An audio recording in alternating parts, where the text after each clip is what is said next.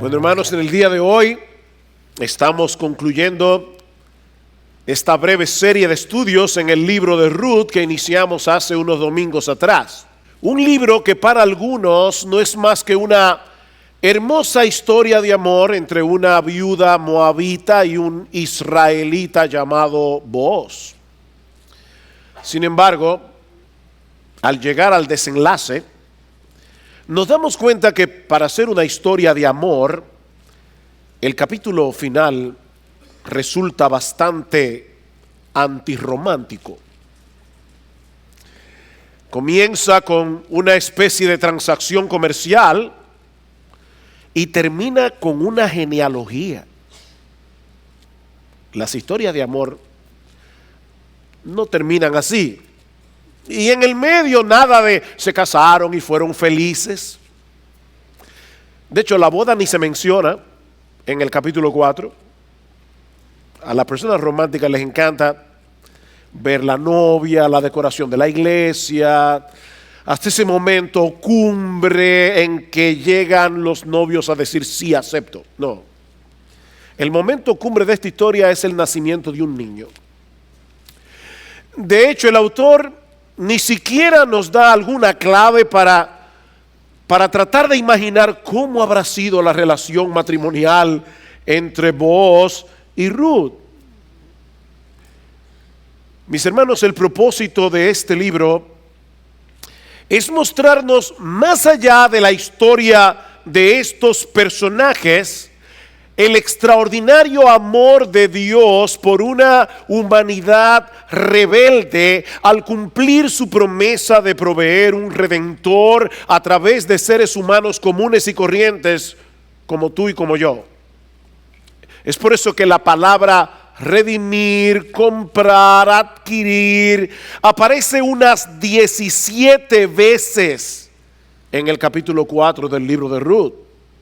Es obvio que la idea de redención es una idea central en todo el libro, pero de manera particular en el pasaje que vamos a estudiar en el día de hoy. Para aquellos que no estuvieron aquí la semana pasada, la palabra redimir significa liberar mediante el pago de un rescate. Eso es lo que significa redención, liberar mediante el pago de un rescate. Nosotros decíamos la semana pasada que si una familia en Israel caía en desgracia, podía vender o arrendar la tierra, pero no de manera permanente.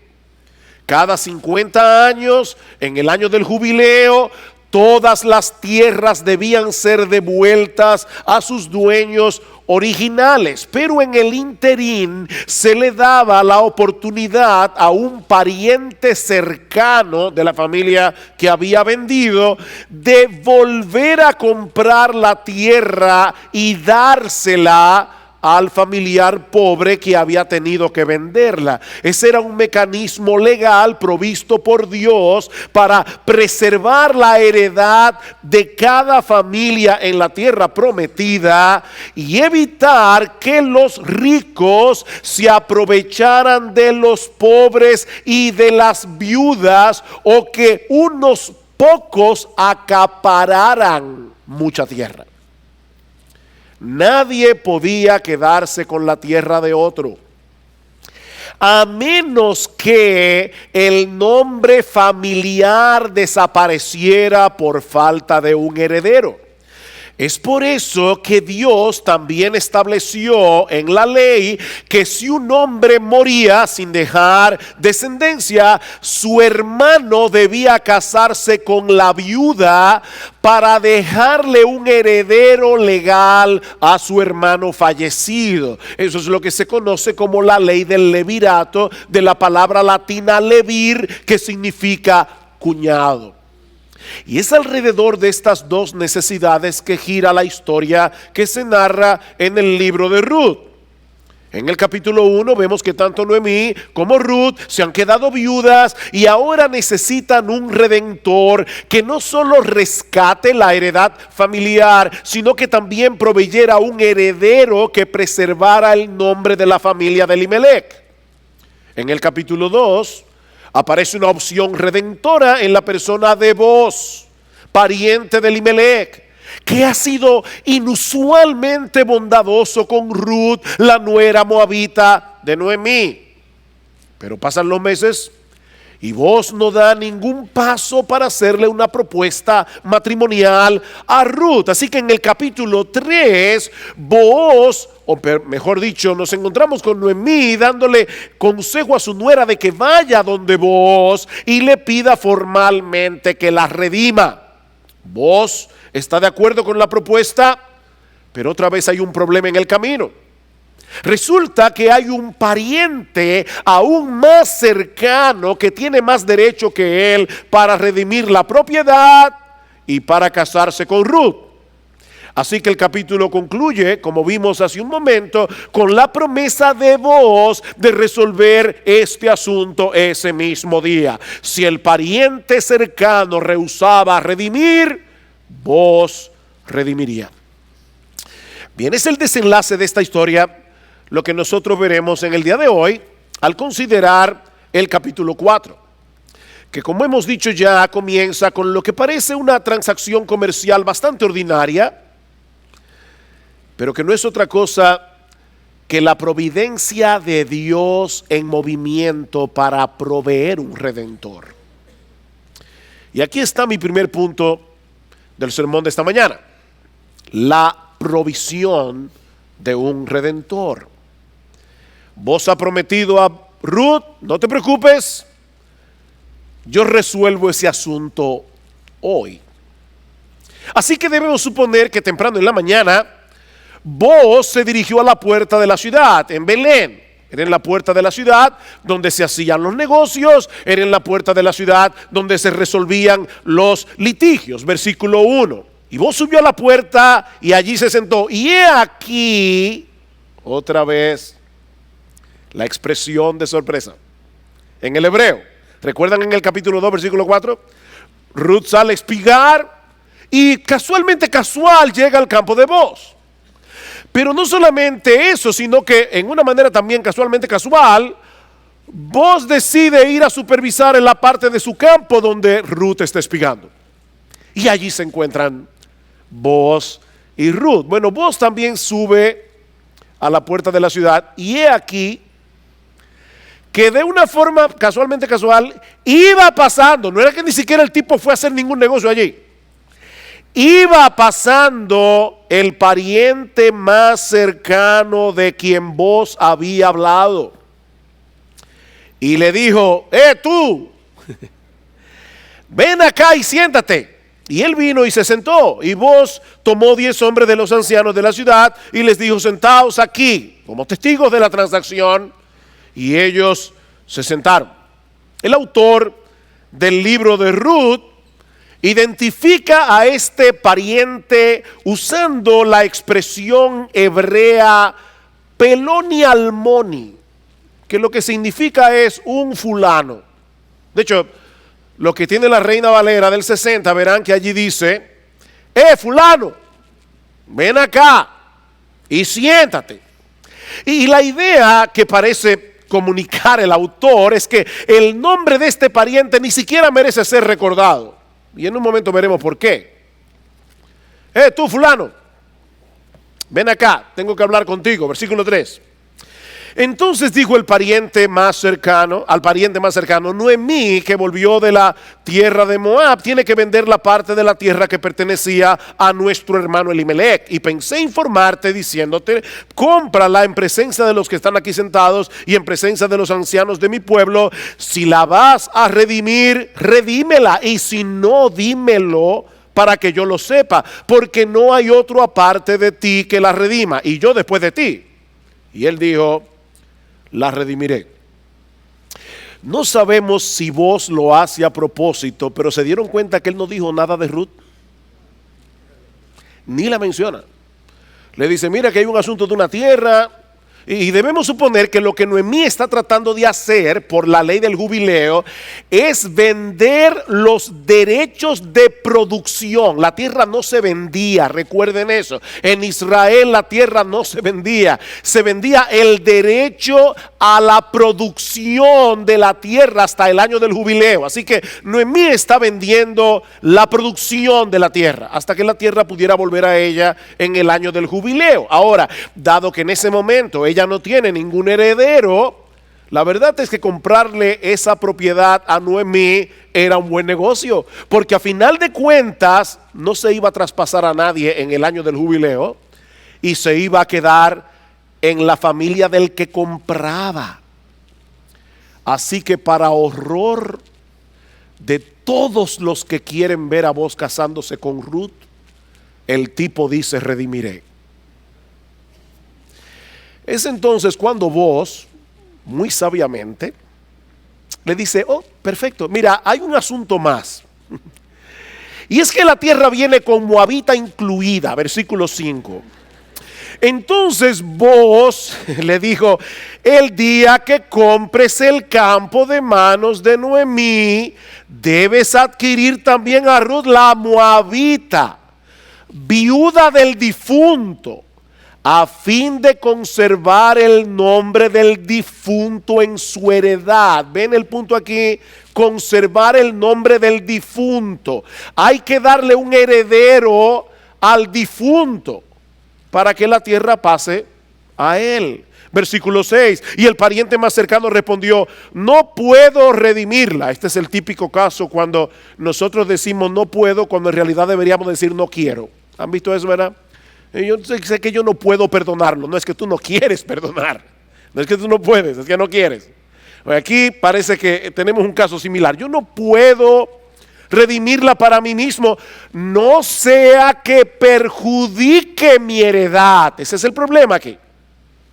Redímela para ti, usa tú mi derecho de redención, pues yo no puedo redimirla. Al introducir a Ruth en la ecuación, una viuda joven que todavía puede tener hijos, al fulano ya no le parece una buena inversión, porque según la ley del liberato, ese hijo vendrá a ser el heredero legal ¿de quién? De Elimelech y de Malón. Y por lo tanto, en el año del jubileo, todo lo que él comprara volvería a ser de la familia de Noemí. En otras palabras, era una buena inversión a la corta, pero no a la larga. Así que fulano no parece estar pensando en términos de sus obligaciones como miembros de la comunidad del pacto, que debía estar dispuesto a sacrificar lo suyo por el bien de una familia en necesidad. No, él está pensando como un hombre de negocio frío y calculador. De ahí, mis hermanos, la ironía de su anonimato. Buscando su propio bien, este hombre desaparece de la historia como un fulano cualquiera. A diferencia de Booz, que buscando el bien de otros y en obediencia al Señor, no solo se queda con Ruth, sino que perpetúa su nombre al ser incluido en la genealogía de nuestro Señor Jesucristo. Aquí se cumple, mis hermanos, la ley de ganar perdiendo. ¿Recuerdan esa ley que aparece en el Nuevo Testamento? Dice el Señor Jesucristo en Mateo capítulo 16, versículo 25: todo el que quiera salvar su vida la perderá. ¿Tú quieres de verdad salvar tu vida para ti mismo, sin pensar en la gloria de Dios, sin pensar en nada más trascendente? La vas a perder. Pero todo el que pierda su vida por causa de mí, dice Jesús, la hallará. Fulano quiso salvar su vida para sí mismo y terminó perdiéndola. Booz estuvo dispuesto a pagar el precio de la redención y terminó ganándola. El mundo pasa y sus deseos, primera de Juan 2:17, pero el que hace la voluntad del Señor permanece para siempre. Así que, para alivio de todos, este fulano le cede a Booz su derecho a redimir. a través de una ceremonia que resulta bastante extraña para los ojos del lector moderno. Versículo 7. Y la costumbre en tiempos pasados en Israel tocante a la redención y el intercambio de tierras para confirmar cualquier asunto era esta: uno se quitaba la sandalia y se la daba al otro, y esta era la manera de confirmar en Israel. El pariente más cercano dijo a vos: cómprala para ti, y se quitó la sandalia. Y uno dice: ¿y qué ceremonia era esta para sellar un contrato? Bueno, mis hermanos, tal parece que esta costumbre surge de la promesa de Dios en el Antiguo Testamento de darle a su pueblo en heredad todo lo que pisara la planta de su pie. Deuteronomio capítulo 11, versículo 24, Josué capítulo 1, versículo 3. Es una promesa que aparece varias veces en el Nuevo Testamento. Así que esta no es una promesa universal, como algunos parecen creer. Conocí una señora una vez en uno de mis viajes que decía: yo creo en esa promesa, así que un día vi ese carro, le puse el pie encima y dijo: ese carro será mío. No, es que esa promesa no tiene nada que ver con lo que tú puedas pisar con la planta de tu pie en el día de hoy. Esto tiene que ver con la tierra prometida.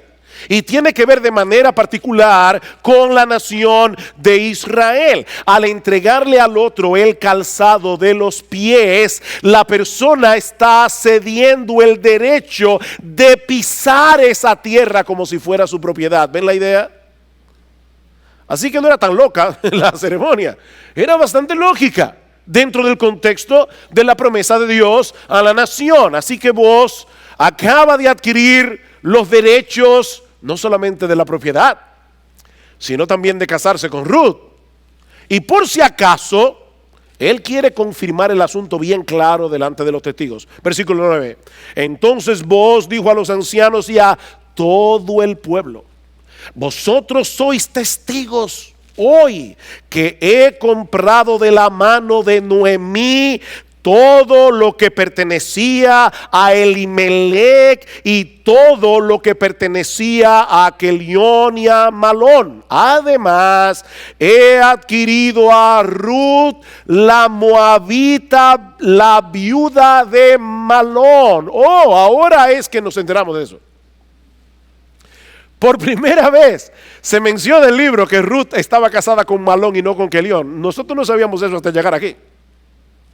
He adquirido a Ruth la moabita, la viuda de Malón, para que sea mi mujer. Y noten ahora las palabras de Booz: a fin de preservar el nombre del difunto en su heredad, para que el nombre del difunto no sea cortado de sus hermanos, ni del atrio de su lugar de nacimiento. Vosotros sois testigos hoy. Es muy evidente el contraste entre vos y el personaje anónimo de la historia, el fulano cualquiera. Vos estuvo dispuesto a pagar el precio que fuera necesario. Oigan, ¿para qué?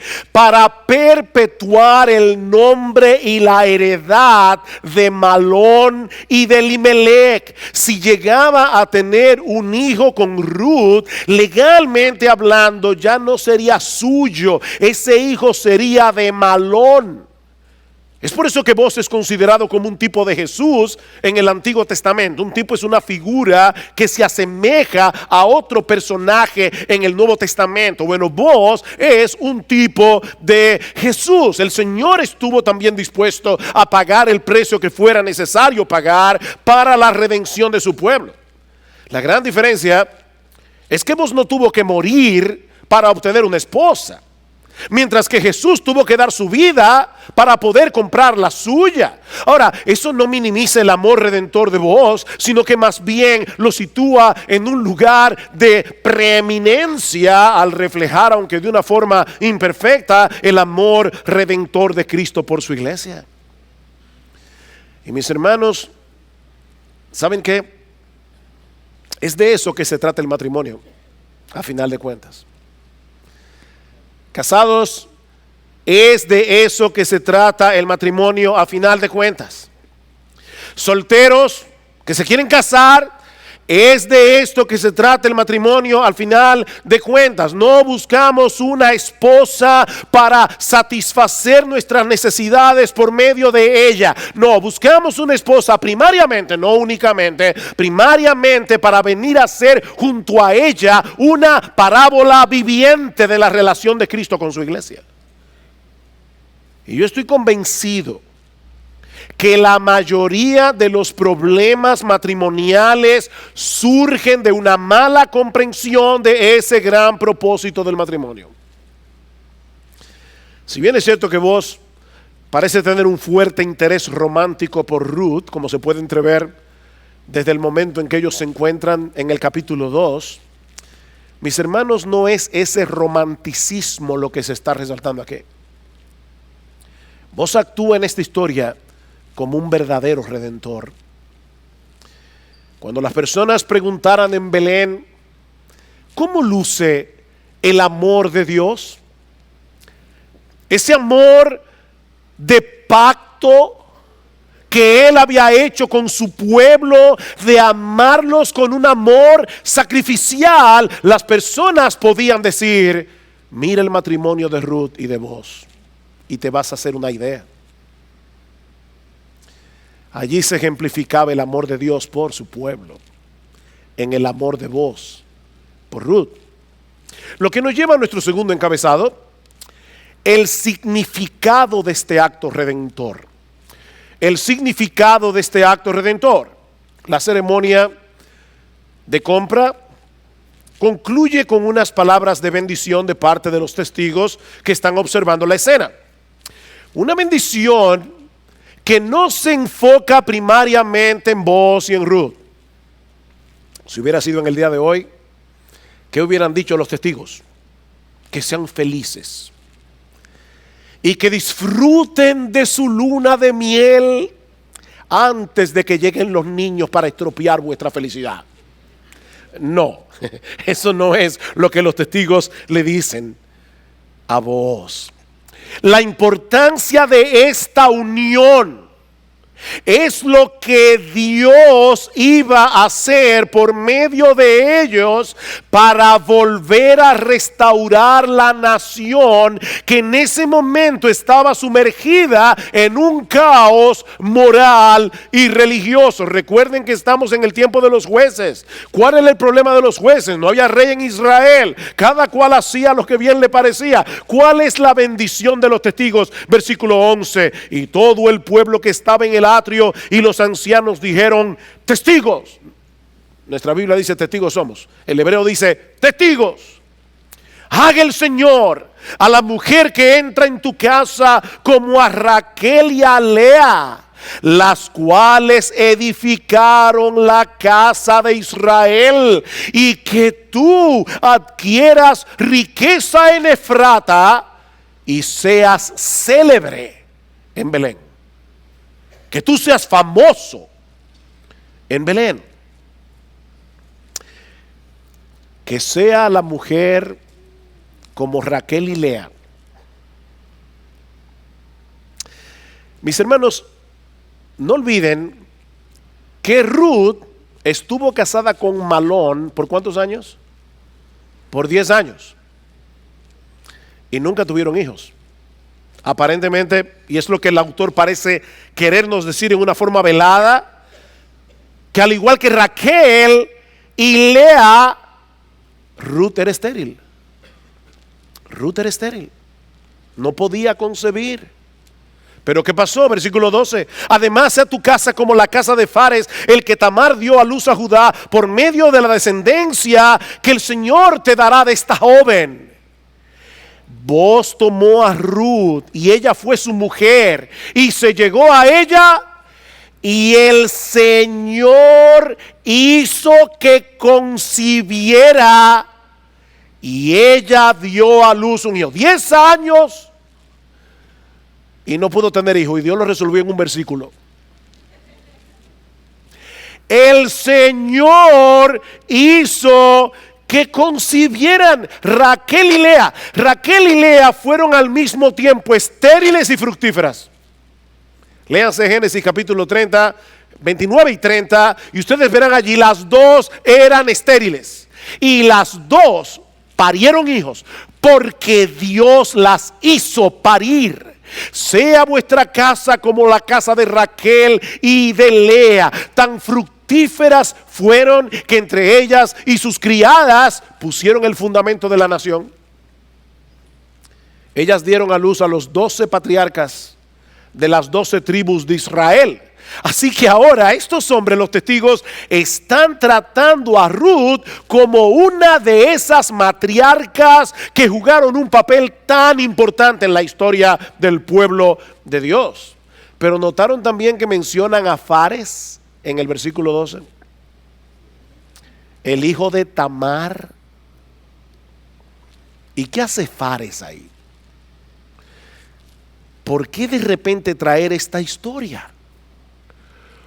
Esta historia que se cuenta, se narra en Génesis capítulo 38, es extremadamente importante en este contexto, porque Tamar, al igual que Ruth, fue otra viuda indefensa a la que se le negó el cumplimiento de la ley del levirato.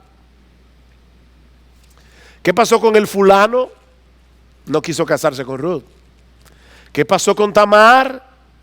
Que Onán no quiso dejarle hijos a su hermano y Judá tampoco quiso resolver el problema hasta que Tamar engaña a Judá y tiene un hijo con él llamado Fares. Y resulta que este Fares es uno de los ancestros de Booz, tatarabuelo de Booz. Así que el hecho de traer esta historia a colación resalta una vez más la actuación de Booz, que a diferencia de Onán y a diferencia de Judá, abraza el levirato voluntariamente al tomar a Ruth como su esposa. Así que estos testigos parecen darse cuenta de la magnitud de la escena que ellos están contemplando ese día a las puertas de Belén. Booz está actuando aquí como un hombre de fe al casarse con una viuda moabita que para colmo de males no pudo tener hijos en 10 años de matrimonio. Es un acto de fe. Porque Booz se está casando para dejar un heredero. ¿Qué heredero si esta mujer no puede tener hijos? 10 años sin poder parir. Aparte de que no sé si notaron en el versículo 12 cómo los testigos le dicen que tengas hijos de esta joven. Otra vez el asunto de que Ruth era joven. Booz no lo era. Booz era un hombre mayor. Estas palabras de bendición, mis hermanos, nos recuerdan que nuestras vidas y aún nuestros matrimonios encuentran su propósito y significado en algo mucho más trascendente que nuestra propia felicidad. Mi hermano, esta historia no es acerca de ti, no es acerca de mí, es acerca del establecimiento y la expansión del reino de Dios. ¿Quién era Fares? Fares era el hijo de Judá, por medio del cual iba a venir la línea mesiánica. Cuando ellos le dicen que tu casa sea como la de Fares, ellos están diciendo, quiera el Señor que en su bendita y santa providencia vuestra familia sea la elegida para que a través de ustedes venga el Mesías, el verdadero Redentor. Eso fue lo que el fulano de esta historia no pudo ver en su egoísmo. Él estaba demasiado preocupado por la edificación de su propio reino, demasiado preocupado por su nombre y su heredad, y termina desapareciendo de la historia como alguien totalmente irrelevante. Mis hermanos, el Espíritu Santo que inspiró al autor de este libro consideró que este fulano no era digno de ser recordado por su nombre. Déjame hacerte una pregunta. ¿Cuál es el reino que tú estás tratando de edificar? ¿Cuál es el reino que tú estás tratando de edificar? Porque mira, Si tú estás gastando tus energías y tus recursos en el engrandecimiento del limitado e intrascendente reino de tu propio ego, vas a terminar desperdiciando tu vida. Vas a terminar desperdiciando tu vida. Mas buscad primeramente el reino de Dios y su justicia, dice el Señor en Mateo capítulo 6 versículo 34, y todas estas cosas os serán añadidas. Vos no estaba preocupado por proteger su heredad y perpetuar su propio nombre. No, él estaba preocupado porque el nombre de su pariente no sea cortado de sus hermanos, ni del lugar, del atrio de su lugar de nacimiento, y Dios mismo se encargó de engrandecer su nombre. ¿Saben por qué? Porque Dios ha prometido honrar a aquellos que lo honran. Dios honra a los que lo honran. Vean una vez más el final del versículo 11. Dice que sea tu casa como la casa de Raquel y Lea, las cuales edificaron la casa de Israel, y que tú adquieras riquezas en Efrata y seas famoso en Belén. Dios iba a ser famoso a vos. Y no solo eso, Dios les iba a dar a vos y a Ruth mucho más de lo que en sus sueños más locos ellos hubieran podido imaginar. Versículo 14. Entonces las mujeres, ahora Ruth ha dado a luz un hijo. Entonces las mujeres dijeron a Noemí: bendito sea el Señor, que no te ha dejado hoy sin redentor, que su nombre sea célebre en Israel. Oh, los testigos habían pedido que el nombre de vos sea célebre en Belén, pero ahora ellos están diciendo que el nombre de este niño sea célebre en todo Israel. Sea él también para ti restaurador de tu vida y sustentador de tu vejez, porque tu nuera, que te ama y es de más valor para ti que 7 hijos, le ha dado a luz. Oh, mis hermanos, estas son las mismas mujeres que en el capítulo 1 murmuraron cuando vieron a Noemí entrar en el estado que estaba cuando ella llegó a Belén. ¿Recuerdan? Es a estas mujeres que Noemí les pide que no la llamen más Noemí, que significa placentera. No, llamadme Mara, que significa amarga, porque el Todopoderoso me ha amargado. Estas mujeres desaparecen de la historia en ese momento tan sombrío, pero ahora vuelven a aparecer cuando Noemí tiene al nieto en sus brazos. ¿Y saben cómo le llaman al niño? Tu redentor. ¿Se dieron cuenta de eso? El redentor no es vos. El redentor es el niño. Dice: bendito sea el Señor, que no te ha dejado hoy sin redentor, que su nombre sea célebre en Israel. Sea él también para ti restaurador de tu vida y sustentador de tu vejez, porque tu nuera que te ama lo ha dado a luz. ¿A quién? Al redentor de Noemí. Al redentor de Noemí. ¿Saben que esta es la única vez en todo el Antiguo Testamento en que se usa la palabra redentor para referirse a un niño y no a un adulto? Este niño no solo habría de ser el restaurador de su vida al haberla rescatado de la desgracia de no tener heredero, sino que también iba a ser el sustentador de su vejez. No olviden que vos eres un hombre maduro. Así que estas mujeres están previendo que este niño habría de cuidar a su abuela cuando ya su padre no estuviera allí para hacerlo. Él será el sustentador de tu vejez. El amor de Ruth por su suegra se había concretado en el nacimiento de este niño. Los israelitas le daban mucha importancia al nacimiento de un varón, y el número 7 era el número perfecto. Y ellas le están diciendo: wow, qué amor de tu nuera.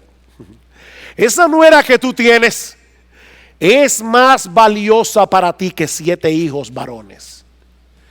Y ese amor de ella por ti se ha concretado en el nacimiento de este niño. Entonces Noemí, versículo 16, tomó al niño, lo puso en su regazo y fue su nodriza. Fue como si fuera su propio hijo. Oh, mis hermanos, se dan cuenta, Ruth había decidido vivir también para un propósito más trascendente que el de ella misma, y su nombre quedó perpetuado para siempre, no solo en esta historia, sino también en la genealogía de Jesús. Pero no olviden que había otra nuera, Orfa. Orfa decidió volver a los campos de Moab, y al igual que el nombre de fulano, también desaparece de la historia. Ruth le ha dado un heredero a Noemí, pero la importancia de este niño iba a trascender la vida de sus padres, iba a trascender la vida de su abuela. Es a eso que ellas se refieren al pedir que este muchacho, este niño, sea célebre, sea famoso en todo Israel. No en Belén, en todo Israel. ¿Y cómo iba a cumplirse este deseo, casi profecía de las mujeres? Versículo 17. Y las mujeres vecinas le dieron un nombre. No Noemí, no sus padres. De hecho, Noemí por primera vez está callada. En todo el libro, cada vez que aparece Noemí está hablando. Aquí está callada, muda de asombro de lo que Dios ha hecho. Las mujeres vecinas le dieron un nombre diciendo: le ha nacido un hijo a Noemí. Y lo llamaron Obed, que significa el que sirve. Es un siervo. Él es el padre de Isaí, que es a su vez el padre de David. ¿Por qué lo llaman Obed? Porque este redentor que acaba de nacer iba a desempeñar su papel actuando como un siervo, en este caso particular de su abuela Noemí, al ocuparse de ella en su vejez. Pero tendrían que pasar muchos años antes de que pudiera evidenciarse la importancia de este niño en la historia de la redención. Ya Noemí va a estar muerta, Boz y Ruth van a estar muertos, todos los testigos de la ciudad, todas estas mujeres, mis hermanos, ni Boz, ni Ruth, ni Noemí, ni los testigos, ni las mujeres habrían podido imaginarse que este niño iba a ser el abuelo del rey más importante en la historia de Israel. ¿Y saben lo que eso nos enseña? Nos enseña que nunca podremos ver en esta vida qué es lo que Dios está haciendo en nuestra vida. Mis hermanos, recuerden esto: nunca vamos a ver en esta vida todo lo que Dios está haciendo en nuestras vidas. Muchas veces nosotros queremos ver de qué manera es que Dios está obrando. Queremos ver de manera inmediata cuál es el propósito de Dios en esto que me está pasando. Y olvidamos que somos parte de un enorme tapiz que Dios está tejiendo en la historia. Un tapiz que nosotros solo podemos ver en parte y por atrás. ¿Ustedes han visto las alfombras, los tapices por atrás? Un hilo que viene por acá, otro hilo que viene por allá. Tú no sabes qué es lo que Dios está haciendo. Porque el propósito de Dios con tu vida va más allá de tu vida. Dios está haciendo algo. Algún día lo veremos. Algún día nosotros veremos el tapiz. Y diremos: wow, cuánta sabiduría tuvo Dios al guiar mis pasos. La pregunta es: ¿tú no puedes decir ese wow ahora por fe? ¿Acaso tú no puedes ahora que estás viendo ese pedacito del tapiz y por detrás? ¿Acaso no puedes por fe decir: wow, cuán sabio es Dios? Yo no sé lo que Él está haciendo, pero yo sé que Él es bueno. Yo sé que para siempre es su misericordia. Yo sé que Él es infinito en sabiduría. Yo sé que Él llevará mis pasos. a un lugar apropiado. David no solo habría de ser el rey más grande en la historia de Israel, sino que Dios le iba a prometer en 2 de Samuel capítulo 7, edificar a partir de él una dinastía que nunca tendrá fin. Y eso nos lleva a nuestro tercer encabezado: la esperanza futura de redención. Ya hemos visto la provisión del Redentor, el significado de esta provisión. Veamos ahora la esperanza futura de redención. Como nosotros decíamos al principio de este sermón, el libro concluye en una forma aparentemente anticlimática para hacer una historia de amor, con una genealogía. Versículo 18. Estas son las generaciones de Fares. Fares engendró a Esrón, Esrón engendró a Ram, Ram engendró a Aminadab, Aminadab engendró a Nazón, Nazón engendró a Salmón, Salmón engendró a Booz, Booz engendró a Obed, Obed engendró a Isaí, e Isaí engendró a David. Qué romántico. ¿Saben qué, mis hermanos? Yo creo que esta es la parte más extraordinaria de todo el libro de Ruth. El autor está trazando aquí la genealogía de David, partiendo de Fares, el hijo que Tamar tuvo con Judá. Ahora, no quiero que vayan al Génesis ahora, pero en su mente vayan al libro del Génesis. Ya dijimos que esta historia entre Tamar y Judá, una historia rarísima, se narra en el capítulo 38 del libro del Génesis. A partir del capítulo 37, es decir, el capítulo anterior, Moisés comienza a contarnos la historia de José, un personaje importante en la historia de Génesis, cuando de repente introduce esta historia tan retorcida del encuentro entre Judá y Tamar. Génesis 38 concluye con el nacimiento de Fares, y en el capítulo 39 Moisés sigue contando la historia de José. Y uno se pregunta, ¿y qué hace esa historia ahí? Porque Fares desaparece de la Biblia hasta que vuelve a ser mencionado en el libro de Ruth como uno de los ancestros del rey David. Es entonces cuando nos damos cuenta que esta historia de Tamar estaba allí por la sencilla razón de que el Mesías no vendría de la tribu de José, que por cierto era el más piadoso de los hijos de Jacob. No, la línea mesiánica viene a través de la tribu de Judá. Y esa línea mesiánica continúa precisamente a través de Fares. Mis hermanos, esa es una de las razones por las que encontramos tantas genealogías en la Biblia, porque la promesa de Dios de enviar a un redentor se fue desarrollando en la historia a través de seres humanos reales, rastreables, hombres y mujeres comunes y corrientes como tú y como yo. Dios había revelado que el Mesías iba a provenir de la tribu de Judá, pero él no había revelado de cuál de las familias de esa tribu. Hasta que llegamos a Ruth y encontramos esta línea directa entre Judá y el rey David. ¿Recuerdan ustedes cómo concluye el libro de Jueces? En aquellos días no había rey en Israel.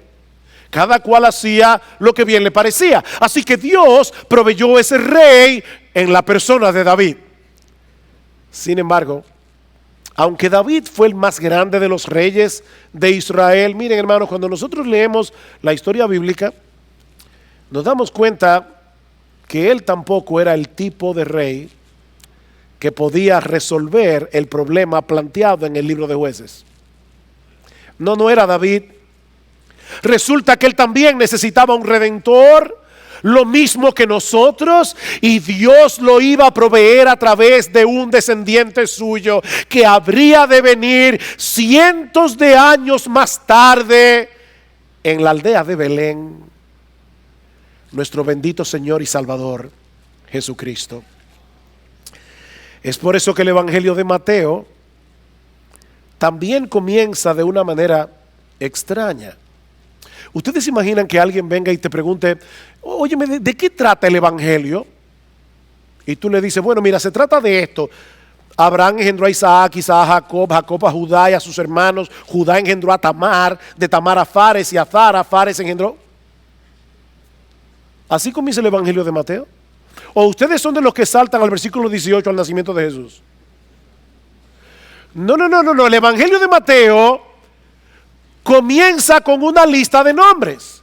Libro de la genealogía de Jesucristo, hijo de David, hijo de Abraham. En Jesús se cumplen las promesas dadas a Abraham y a David. ¿Qué le prometió Dios a Abraham? En ti serán benditas todas las familias de la tierra. ¿Qué le prometió Dios a David? Un rey que se sentaría en su trono para siempre. Jesús es esa descendencia. Jesús es ese rey. Y eso es exactamente lo que Mateo quiere probarnos aquí. Abraham engendró a Isaac, Isaac a Jacob, Jacob a Judá y a sus hermanos. Judá engendró de Tamar a Fares y a Zara. Fueron mellizos, pero Fares fue el que engendró a Esrom, Esrom a Aram, Aram engendró a Aminadab, Aminadab a Nazón, Nazón a Salmón, Salmón engendró de Rahab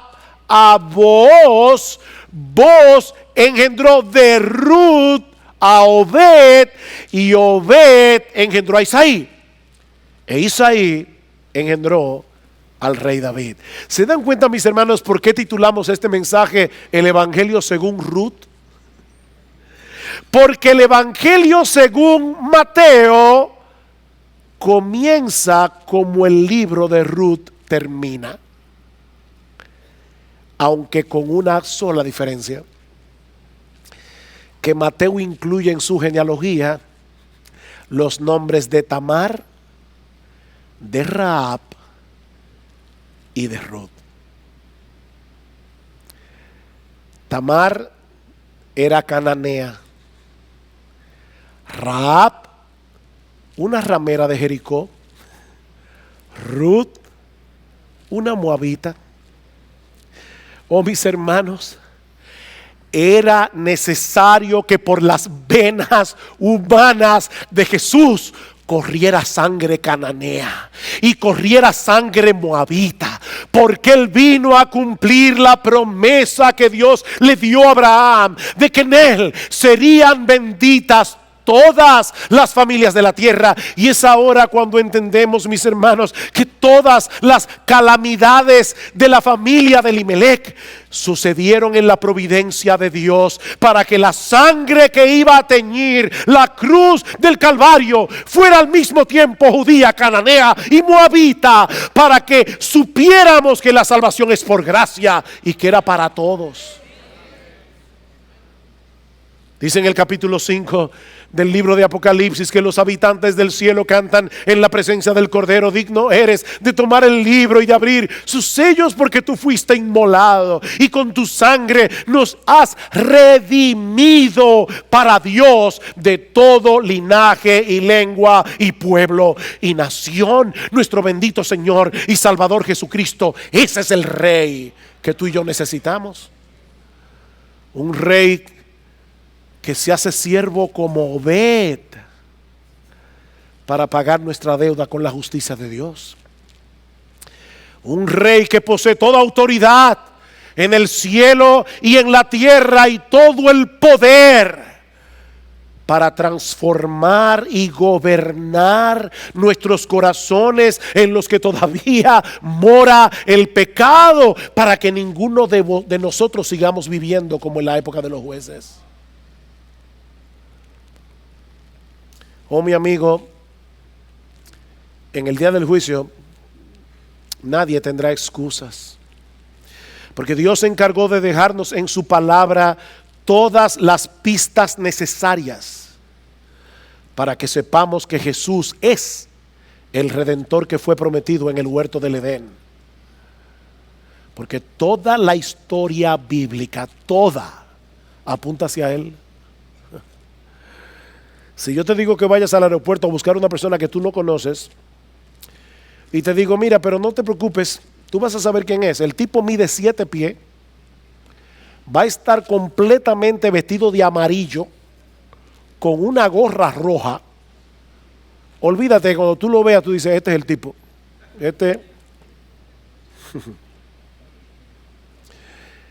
Dios se encargó de dejar en su palabra demasiadas pistas para que cuando ese niño naciera en Belén, en la ciudad de David, de 2 descendientes del rey David y de la tribu de Judá, no hubiera duda ninguna que ese era el Redentor. Toda la Biblia apunta hacia Él. ¿Recuerdan a los discípulos que iban camino a Emaús? ¿Qué les dice Jesús? Oh insensatos y tardos de corazón para creer todo lo que los profetas han dicho. ¿No era necesario que el Cristo padeciera estas cosas y que entrara en su gloria? Y comenzando desde Moisés y siguiendo por todos los profetas, les declaraba en todas las escrituras lo que de Él decían. La historia de Ruth no es primariamente acerca de Ruth, ni de vos, ni de Noemí. Es acerca del amor redentor de Dios que nos ha provisto en Cristo la redención que todos nosotros necesitamos. Oh, mi amigo, tú también necesitas ser rescatado de la esclavitud y la condenación del pecado. Y solo hay uno que cumple con las condiciones necesarias para redimirte: la segunda persona de la Trinidad, que por amor a pecadores asumió una naturaleza humana semejante en todo a la nuestra, pero sin pecado, para morir en nuestro lugar en la cruz del Calvario. La salvación es para cananeos como Tamar y como Rahab. La salvación es para moabitas. La salvación es para todo pecador que reconoce su pecado y, humillado ante el trono de la gracia, viene arrepentido, confiando únicamente en Cristo para el perdón de sus pecados. En ningún otro hay salvación, dice la Biblia, porque no hay otro nombre bajo el cielo dado a los hombres en que podamos ser salvos. Oh, mi amigo, tú puedes ser redimido hoy. Tú puedes ser redimido ahora. Tú puedes ser rescatado. El precio ya fue pagado en la cruz. Ven a Cristo. Ven a Cristo en arrepentimiento y fe. Todos tus pecados serán perdonados y obtendrás de pura gracia hoy, ahora, aquí, el don de la vida eterna en Cristo.